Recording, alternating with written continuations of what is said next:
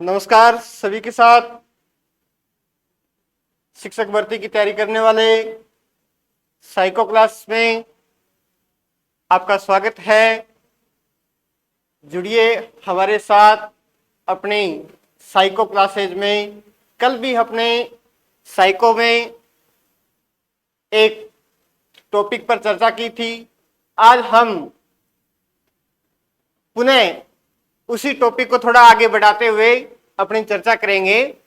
कल अपने पढ़ा था स्किनर की पुनर्बलन अवधारणा, यानी स्किनर ने पुनर्बलन के बारे में जो अवधारणा दी, उसमें पुनर्बलन के बारे में स्किनर ने क्या बताया, पुनर्बलन किस प्रकार से कार्य करता है, पुनर्बलन क्या है, क्या अनुक्रिया पुनर्बलन में जब दी जाती है तो अनुक्रिया का जो प्रभाव है वो किस रूप में आगे बढ़ता है या सीखने में किस प्रकार से सहायक है।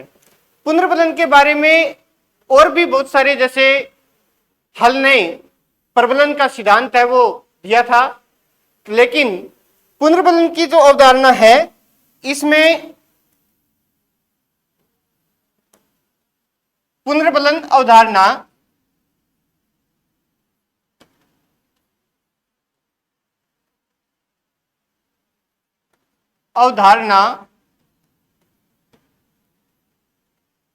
पुनर्बलन की अवधारणा अगर अपने बात करें तो स्किनर का जो पुनर्बलन का सिद्धांत है वो सबसे महत्वपूर्ण है। और पुनर्बलन के अंदर जो यहां से परीक्षा में जो प्रश्न पूछे जाते हैं, तो परीक्षा में जो पूछने का जो पैटर्न रहता है, पुनर्बलन से संबंधित अगर प्रश्न बनता है या आता है तो बिल्कुल ये चांस रहता है कि स्किनर का जो पुनर्बलन अवधारणा है उसमें अवश्य ही प्रश्न वहां से जरूर उस पुनर्बलन अवधारणा से एक आधा प्रश्न वहां मिल सकता है।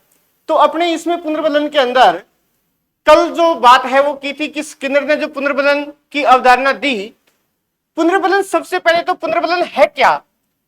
पुनर्बलन वो एक अवधारणा है कि पुनर्बलन देने से कार्य की एक शक्ति को बढ़ाने के रूप में काम करता है। जैसे मैं आपको ऐसे बताऊं, एक छोटा बच्चा है, बालक है, वो पढ़ रहा है और जैसे वो वर्णमाला में क लिखना शुरू कर रहा है, लेकिन जैसे वो थोड़ा लिखता है और लिखने का प्रयास करता है तो उसे अध्यापिका उसे ये कहती है, शाबाश बेटा, अब और लिख, अब थोड़ा और प्रयास कर। तो वो धीरे धीरे उसकी शक्ति को बढ़ाता है, यानी सीखने की उसकी जो क्षमता है वो उसको एक पावर के रूप में काम है वो करता है, तो वो उसके लिए पुनर्बलन है। तो स्किनर ने सीखने में पुनर्बलन बहुत ही महत्वपूर्ण है वो माना है। तो स्किनर ने पुनर्बलन के अंदर बताया कि पुनर्बलन है वो प्रकृति के आधार पर, कल पढ़ा था कि प्रकृति के आधार पर पुनर्बलन दो प्रकार के बताए। प्रकृति के आधार पर पुनर्बलन है वो कितने प्रकार के बताए थे? दो प्रकार के बताए थे। एक था प्राथमिक पुनर्बलन और दूसरा था द्वितीयक पुनर्बलन। स्किनर ने पुनर्बलन में जो प्रकृति के आधार पर पुनर्बलन बताए हैं उसमें दो प्रकार के पुनर्बलन है वो काम करते हैं, जैसे प्राथमिक पुनर्बलन और द्वितीयक पुनर्बलन। प्राथमिक पुनर्बलन यानी प्राइमरी रीइंफोर्समेंट और सेकेंडरी रीइंफोर्समेंट, दोनों में जो अंतर है मुख्य रूप से, जो प्राथमिक पुनर्बलन होते हैं ये एक तरीके से जैविक पुनर्बलन होता है, यानी प्राथमिक पुनर्बलन जो होता है वो जैविक पुनर्बलन होता है। उसमें मुख्य रूप से वह पुनर्बलन होता है जो जैविक तत्वों से जुड़ा हुआ होता है, जैसे भूख है, प्यास है, निद्रा है। ये पुनर्बलन देने से जैविक जो भी अवस्थाएं हैं उनसे एक तरीके से पुनर्बलन प्राप्त होता है। इन पुनर्बलन से जो आंतरिक रूप से जो भी तत्व सम्मिलित होते हैं वो सारे जैविक पुनर्बलन के अंदर यहां आते हैं। उसके बाद में जो सेकेंडरी रीइंफोर्समेंट होते हैं उसमें पुनर्बलन किसी बाह्य रूप से काम करते हैं, जैसे इसमें मान सम्मान, मान सम्मान, पुरस्कार, धन दौलत, ये पुरस्कार सेकेंडरी रीइंफोर्स में आते हैं जो किसी बाह्य रूप से काम है वो करते हैं। जैसे अपने उदाहरण के रूप में ऐसे देखें कि एक बालक परीक्षा में इस कारण से अच्छी मेहनत करता है कि उसके पापा ने उसको कहा कि अगर तू 95% अंक लेके आता है तो मैं तेरे को अच्छी सी बाइक है वो गिफ्ट में दूंगा। तो वो उसके लिए क्या है, यानी बाइक गिफ्ट में दूंगा, इसका मतलब बच्चा ये सोच करके मेहनत कर रहा है कि मेरे को पापा के द्वारा जो दिया जाएगा पुरस्कार वो मेरे लिए एक अच्छी बाइक है, तो वो उसको बाहरी रूप से या बाह्य रूप से एक तरीके से मिलने वाला द्वितीयक पुनर्बलन है। तो वो पुनर्बलन उसके लिए सेकेंडरी रीइंफोर्समेंट में जो काम कर रहा है वो एक पुरस्कार के रूप में है और उस कारण से वो अपनी मेहनत को उसको देख करके बाह्य रूप से बढ़ा रहा है। जैविक पुनर्बलन जो होते हैं वो भूख, प्यास और निंद्रा इनसे संबंधित होती है। इनको देने से जैसे आवश्यकताओं की जो पूर्ति होती है पहले वो होती है और उनसे जो मिलता है पुनर्बलन, यानी एक तरीके से उनसे देने से आदमी अच्छा महसूस करता है, रिलैक्स जब होता है, तो उस पुनर्बलन से भी वो क्रिया को क्या करता है, बढ़ाता है। तो पुनर्बलन के अंदर एक मुख्य बात तो ये होती है कि पुनर्बलन से किसी भी प्रकार से है, पुनर्बलन में अनुक्रिया हमेशा ही देने से कार्य की शक्ति है वो बढ़ती है, कम नहीं होती है।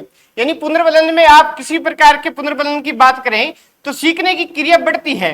पुनर्बलन में सीखने की क्रिया बढ़ती है, न कि घटती है। तो पुनर्बलन से सीखने की जो क्रिया होती है वो बढ़ती है। और दूसरे आगे चल करके स्किनर ने पुनर्बलन के अंदर एक और इसका भाग है वो बताया कि पुनर्बलन जो होता है वो किस प्रकार से दूसरे रूप में भी काम करते हैं, जैसे सकारात्मक पुनर्बलन और नकारात्मक पुनर्बलन। एक उन्होंने बताया कि सकारात्मक पुनर्बलन और नकारात्मक पुनर्बलन। तो सकारात्मक पुनर्बलन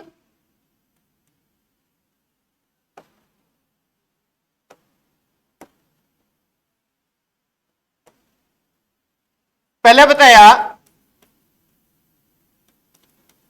सकारात्मक पुनर्बलन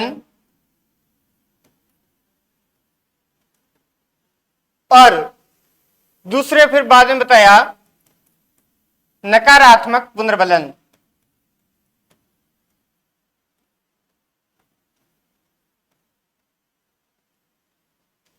सकारात्मक पुनर्बलन यानी पॉजिटिव रीइंफोर्समेंट और नेगेटिव रीइंफोर्समेंट।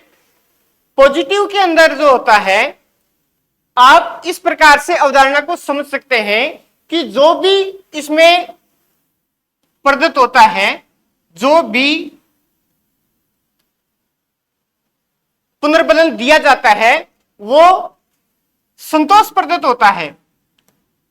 कोई भी संतोष प्रदत्त इसमें जब जुड़ जाता है, यानी कोई भी संतोष प्रदत्त वस्तु जब जुड़ जाती है तो वह अनुक्रिया को सीखने को बढ़ाती है।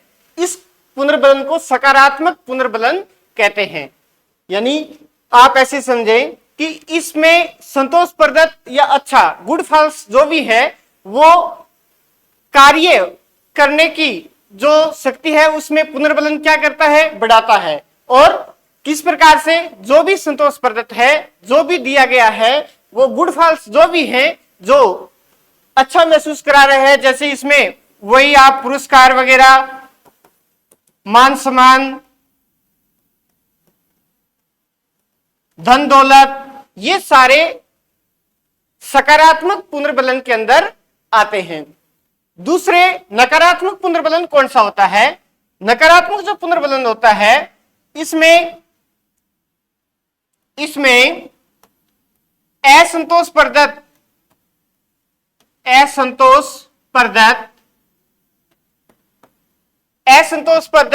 जो होता है, असंतोष प्रदत्त जो होता है उसे हटा देते हैं, यानी जो भी असंतोष प्रदत्त होता है उसे हटा देते हैं, तो इससे यहां हटाने से अनुक्रिया है वो बढ़ती है।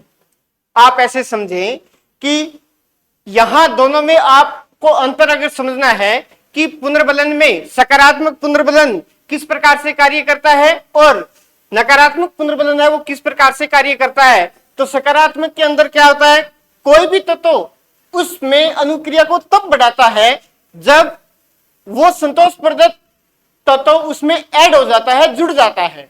जैसे मैंने आपको बताया कि छात्र इस कारण से अच्छी मेहनत करता है कि उसके पापा ने उसको अच्छी बाइक देगा गिफ्ट में, अगर वो 95% अंक लाता है तो वो क्या है, उसके लिए एक पुरस्कार है और वह बाह्य रूप से उसको पढ़ने के लिए एक तरीके से पुनर्बलन, यानी जो उसको मिल रहा है, जो उसको शक्ति बाह्य रूप से मिल रही है, वो पुनर्बलन के रूप में सकारात्मक पुनर्बलन के अंदर कार्य कर रही है। क्यों? क्योंकि सकारात्मक पुनर्बलन में जो भी बाह्य रूप से हमें पुनर्बलन मिल रहा है वो गुड फॉल्स होते हैं, यानी संतोष प्रदत्त होते हैं।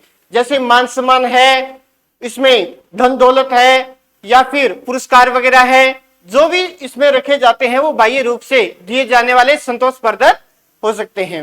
अब अगर बात करें अपने नकारात्मक पुनर्बलन की, नेगेटिव पुनर्बलन जो यहां काम करते हैं, नेगेटिव रिइंफोर्समेंट जो काम करते हैं, इसमें असंतोष प्रदत्त यानी अच्छा नहीं लगने वाला असंतोष प्रदत्त जो भी होते हैं उसको हटाने से अनुक्रिया बढ़ती है। देखिए, एक आप इसमें ये जरूर पुनर्बलन के अंदर आप ध्यान रखें कि चाहे आप नकारात्मक चाहे आप सकारात्मक किसी प्रकार के पुनर्बलन में सीखने की अनुक्रिया बढ़ती है। यहां पुनर्बलन में सीखने की अनुक्रिया वो हमेशा ही बढ़ती है, यानी सीखने की अनुक्रिया है वो बढ़ती रहती है, चाहे पुनर्बलन सकारात्मक है चाहे वो नकारात्मक है। अब नकारात्मक पुनर्बलन में अभी अपने पढ़ा कि असंतोष प्रदत्त जो भी है, अच्छा नहीं लगने वाला जो भी है, उसको हटाने से अनुक्रिया बढ़ती है। जैसे मैं आपको कहूं कि एक अध्यापिका तेज धूप के कारण एक अच्छे से ब्लैक चश्मे का प्रयोग करती है। अध्यापिका स्कूल जाते समय तेज धूप से बचने के लिए अच्छे ब्लैक चश्मे का उपयोग करती है, ब्लैक चश्मा है वो पहनती है। तो अध्यापिका ने यहां किसको हटाने के लिए, धूप को हटाने के लिए, असंतोष प्रदत्त धूप और उसको हटाने के लिए किसका प्रयोग किया है, चश्मे का प्रयोग किया है। तो वो उसके लिए अनुक्रिया तो बढ़ा रहा है, लेकिन वो नेगेटिव रिइंफोर्समेंट के अंदर उसको रख सकते हैं। जैसे आप यूं कहें कि अत्यधिक सर्दी के कारण कमरे में हीटर लगा करके हम पढ़ रहे हैं, अध्ययन कर रहे हैं, तो वहां जो हीटर है वो असंतोष प्रदत्त जो सर्दी है उसको वहां क्या कर रहा है, हटा रहा है। तो वो असंतोष प्रदत्त जो भी है वो वहां से जो हट रहा है वो नेगेटिव रीइंफोर्समेंट के अंदर आता है। जैसे एक आपको प्रश्न के रूप में ये जैसे पूछा गया कि एक वाहन चालक मोटरसाइकिल पर जो जा रहा है और उसने हेलमेट धारण कर रखा है, हेलमेट उसने धारण कर रखा है, क्यों? क्योंकि उसको ये लग रहा है कि कहीं बिना हेलमेट के चालान नहीं कट जाए, बिना हेलमेट के चालान नहीं कट जाए। तो उसने हेलमेट किस कारण से पहन रखा है, किसको दूर करने के लिए, चालान को। चालान असंतोष प्रदत्त है, उससे बचने के लिए, उसको हटाने के लिए उसने हेलमेट है वो लगा रखा है। तो जो भी असंतोष प्रदत्त है वो हट जाएगा। इस कारण से यहां नकारात्मक रूप में सीखने की अनुक्रिया है वो बढ़ रही है। तो यहां सकारात्मक और नकारात्मक दोनों में आपको अंतर मुख्य रूप से ये ध्यान में रखना होता है कि जो पॉजिटिव रीइंफोर्समेंट होते हैं उसमें संतोष प्रदत्त जो भी है वो जोड़ा जाता है, ऐड होता है, और जो नेगेटिव रीइंफोर्समेंट होते हैं उसमें असंतोष प्रदत्त जो भी होता है उसको वहां से हटाया जाता है। तो निश्चय ही आप इसको समझे होंगे, बहुत ही आसान तरीके से इस अवधारणा को आप समझ सकते हैं कि सकारात्मक पुनर्बलन, नकारात्मक पुनर्बलन क्या है। इसी प्रकार से आगे चल करके स्किनर ने पुनर्बलन अनुसूचियों के रूप में भी कार्य किया। पुनर्बलन अनुसूचियों के रूप में भी कार्य है वो किया है कि पुनर्बलन अनुसूचियां किस प्रकार से कार्य करती हैं। एक बीच में आपको और इसमें अवधारणा है इसकी वो ध्यान में रखनी होती है कि जो दंड होता है वो कभी सकारात्मक या नकारात्मक पुनर्बलन के अंदर सम्मिलित नहीं होता। जो दंड होता है यानी पनिशमेंट, जो भी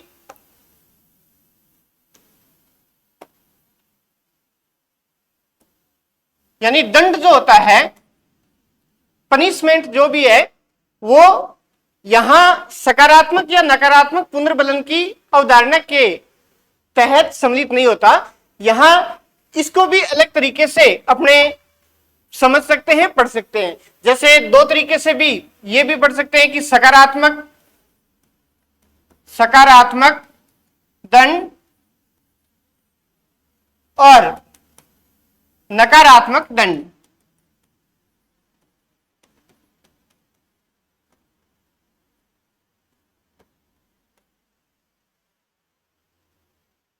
सकारात्मक दंड और नकारात्मक दंड।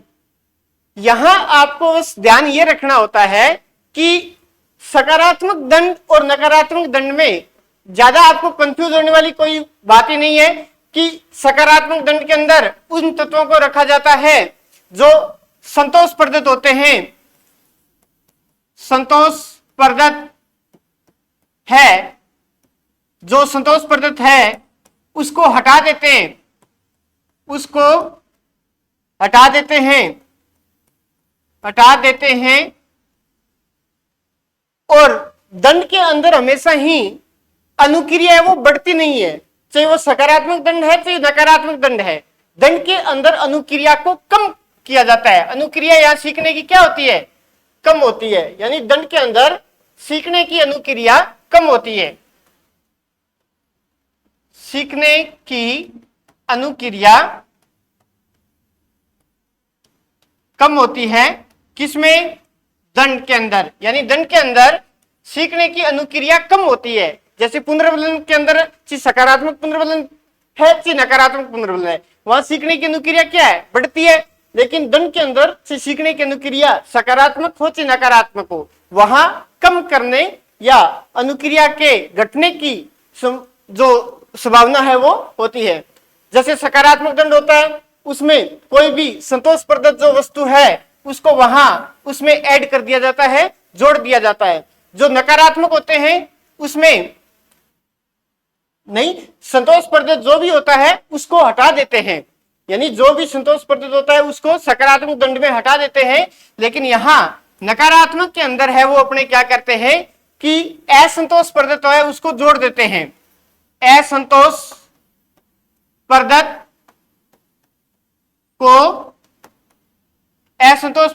को जोड़ देते हैं। तो असंतोषप्रदत जो भी होता है उसको जोड़ देते हैं। अब आपको एक मैं उदाहरण के द्वारा बताता हूं, आप खुद अगर इसको पहचानेंगे, खुद बताएंगे कि ये किस प्रकार के दंड के अंदर रखा जा सकता है। जैसे मैंने ये कहा कि एक बालक स्कूल से आने के बाद घर आकर के अपना बस्ता छोड़ के और तुरंत खेलने चला जाता है। एक दिन उसकी मम्मी ने उसे ये कहा कि अगर तुम तेरा होमवर्क कार्य अगर इतने समय में पूरा नहीं करता है तो कल से तेरा खेलने जाना है वो बंद है। सुनिए मेरी बात को आप, कि एक बच्चा है स्कूल से आने के बाद अपना बस्ता छोड़ करके और तुरंत बाहर ग्राउंड में बच्चों के साथ खेलने चला जाता है रोजाना। लेकिन एक दिन उसकी मम्मी ने यह कहा कि कल अगर पहले तू होमवर्क पूरा नहीं करेगा तो आगे तेरा खेलने जाना या अगले दिन तेरा जो खेलना जाना है वो बंद है, तेरे को खेलने नहीं जाना है। तो ये खेलना उस बच्चे के लिए क्या है? निश्चय ही संतोषप्रद है और उसको मम्मी बंद कर रही है यानी हटा रही है, तो वो एक सकारात्मक दंड है। आप इसको समझिए कि सकारात्मक दंड में जो भी गुड फॉल्स होते हैं उसको हटाया जाता है। तो बच्चा खेलने जाएगा, स्वाभाविक सी बात है, और उसकी मम्मी उसको क्या कर रही है, मना कर रही है कि आपको खेलने नहीं जाना है।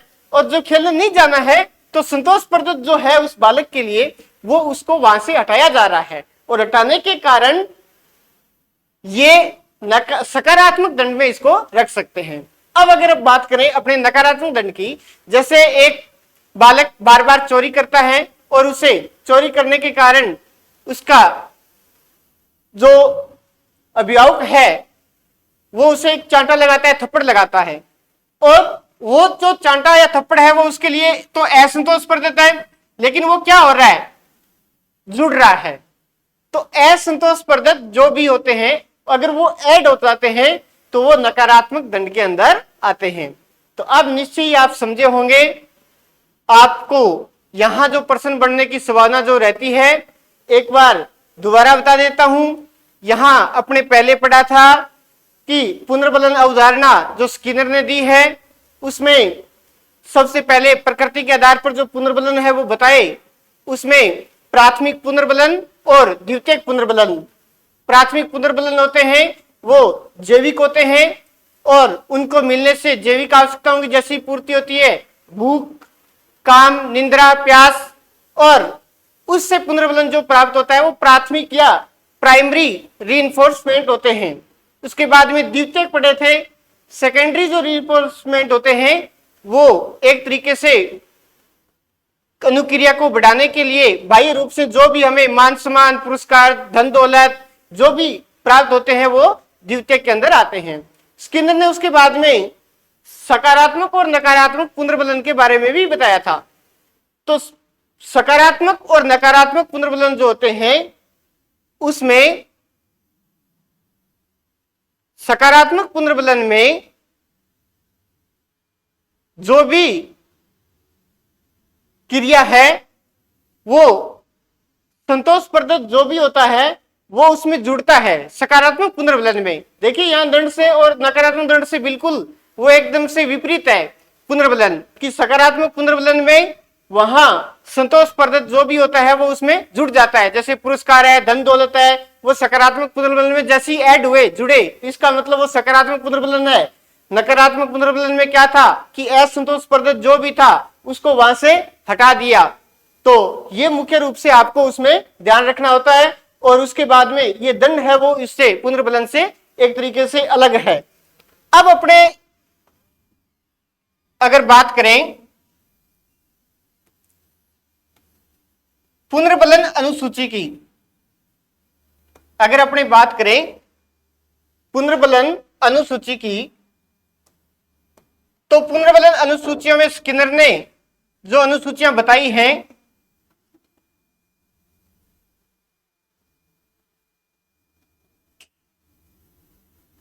बीच में कट गई वो।